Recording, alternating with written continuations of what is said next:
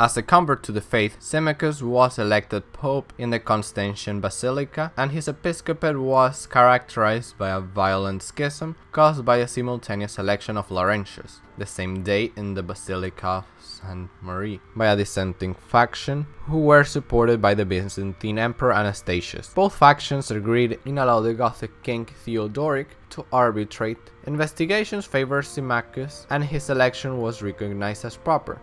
Symmachus proceeded to call a synod to be held on Rome, which was attended by 72 bishops and all of the Roman clergy. Laurentius attended the synod. He was assigned to the diocese of Nuceria. The consul Rufius accused Symmachus of various crimes. The initial charge was that Symmachus celebrated Easter on the wrong date. Symmachus panicked, fleeing from Arminum. After all this, St. Symmachus, on his way back to Rome, found the Manichaeans in the city and burned all their images and books.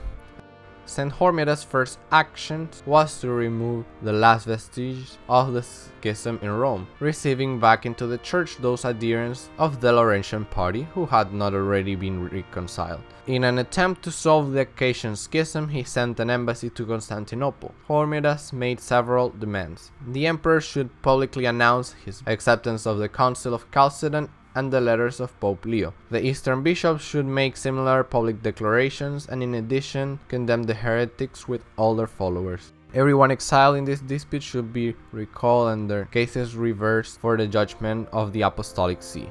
Bishops accused of having persecuted the tradition should be sent to Rome to be judged. When the Emperor Justin I got to power, all the demands of Pope Hormisdas were granted, and the Patriarch John entered back in communion with Rome, ending the Acacian Schism. However, Antioch and Alexandria persisted in schism. St. John I was one of the supporters of Laurentius, who repented. He was summoned by King Theodoric to Ravenna and sent him to Constantinople to speak with Justin the Emperor. For Justin was a devout man, and in his great love for the Christian religion, he tried to root out heretics. With great fervor, he transformed the churches of the Arians to the Catholic faith. Therefore, Theodoric the Arian was angered and threatened to destroy Italy with his own sword. Then John I journeyed with weeping and lamentation to let the emperor know about this threat in order to prevent the catastrophe. He was received in Constantinople with enthusiasm. It had been a long time since the Roman Pope visited the imperial capital. The emperor allowed religious liberty to prevent the war. Back in Ravenna, John was arrested by Theodoric, who did not comply with his part of the deal. He died captive in the middle of persecution of Catholics. St. Felix IV built the Santikos Maedominianum in the imperial forums on land donated by Queen Amalasuntha and consecrated no fewer than 39 bishops during his short pontificate of 4 years. During Felix's papacy, an imperial edict was passed granting that cases against clergy should be dealt by the Pope or a designated ecclesiastical court. Felix attempted to designate his own successor. The reaction of the Senate was to forbid the discussion of a Pope successor during his lifetime or to accept such a nomination. This failed anyways, and the Senate appointed an anti-pope who died in less than a month. Boniface II was the first pope of Germanic origin. He changed the numbering of the years in the Julian calendar from Ab Urbe Codintia to Anno Domini, the year of the Lord. Boniface II's most notable act was confirming the decisions of the Council of Orange, teaching that the grace of God is always necessary to obtain salvation. His short papacy was largely influenced by the Ostrogothic monarchy. He tried to appoint Deacon Vigilius as his successor, and he presented to the clergy assembled in Old St. Peter's Basilica. The opposition to such procedure led Boniface to withdraw his designation of a successor and to burn the decree respecting it. He was buried at St. Peter's Basilica. A year of hunger desolated the country after his death, and it delayed the papal election 2 months. Pope John II, born as Mercurius, was the first pope not to use his personal name. This was because he was named after the Roman god Mercury. He had to deal with the corruption of simony, the purchase of ecclesiastical positions. Notoriously, the adulterous behavior of Bishop Contemelius of Rheims caused John to order the bishops of Gaul to confine him to a monastery. By the end of his papacy, the empire had launched a reconquest of Italy. At the time this was going on, the Alexandrian Church elected Gainas, who entered back in communion with the Church. In 535, 217 bishops assembled in a council of Carthage, submitted to John II a decision about whether bishops who had lapsed into Arianism should, on repentance, keep their rank or be admitted only the lay communion. The question of readmittance to the lapsed Christian troubled North Africa for centuries.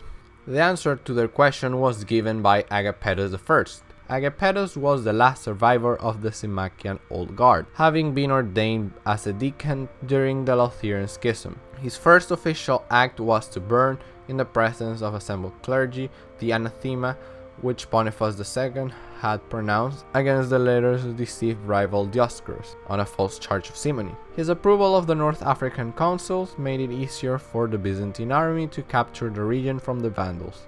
The occupant of the Byzantine patriarchal see, Anthimus, Agapetus ordered him to make a written profession of faith, and upon Anthimus' refusal, Agapetus deposed him. The emperor threatened Agapetus with banishment. Agapetus replied, "With eager have I come to gaze upon the most Christian emperor Justinian. In his place I find a Diocletian, whose threats, however, terrify me not." He consecrated personally the Patriarch Menes, restoring communion and reaffirmed the primacy of Rome once more. St. Silverius was elected a pro-Gothic candidate. The electors were threatened by King Theodosius. In the middle of the war, the Byzantine court was furious because Anthimus was removed by Agapetus. On December 9, 536, the Byzantine general Belisarius entered Rome, with the approval of Pope Silverius. Theodatus' successor, Vigilius, gathered together an army and besieged Rome for several months, subjecting the city to privation and starvation. In outline, all accounts agree Silverius was deposed by Belisarius in March of 537, and sent him to exile after being judged by the wife of Belisarius, Antonina, who accused him of conspiring with the Goths and betraying the city. While the Ostrogoths were pushing the Arian heresy, the Byzantine hierarchy was pushing for Monophysitism. St. Silverius died captive as a monk. Vigilius was the Roman deacon who accompanied Pope St. Agapetus I during the mission of 536. When Agapetus died, Vigilius integrated himself with Justinian's wife, the Empress Theodora. With her, Vigilius schemed a deposition of Pope St. Silverius. Vigilius saw himself as the rightful successor of Agapetus. We can see how two guys who share beliefs were put in enemy sides because of a political pressure. After sending Silverius into exile, he took a stand regarding Monophysitism. In two letters sent to Constantinople, in both letters the Pope supports positively the synods of Ephesus and Chalcedon, the decisions of his predecessor Pope Leo, and the deposition of Patriarch Anthimus. The reasons why Justinian did not reject Monophysitism was in order to maintain stability in Syria and Egypt. This failed because despite having the Pope and the Patriarchs reject the chapters, the Monophysites did not show interest in reuniting, and the West bishops of northern Italy and Spain saw this as rejecting Chalcedon. Pelagius I's pontificate was undermined by rumors that he might have somehow been complicit of the death of Vigilius, and suspicion that he's consenting to Justinian, indicating a support of Monophysitism. To overcome this, he worked to maintain the public order in Rome and corrected abuses among the clergy. He also labored on behalf of the poor and on the victims of famine and war. Despite being supported by Justinian, he did not reject the three chapters right away. Once he did, he saw a backlash from the West. He is credited with the construction of the Santi Apostoli in Rome, built to celebrate the complete victory of Narses over the Ostrogoths.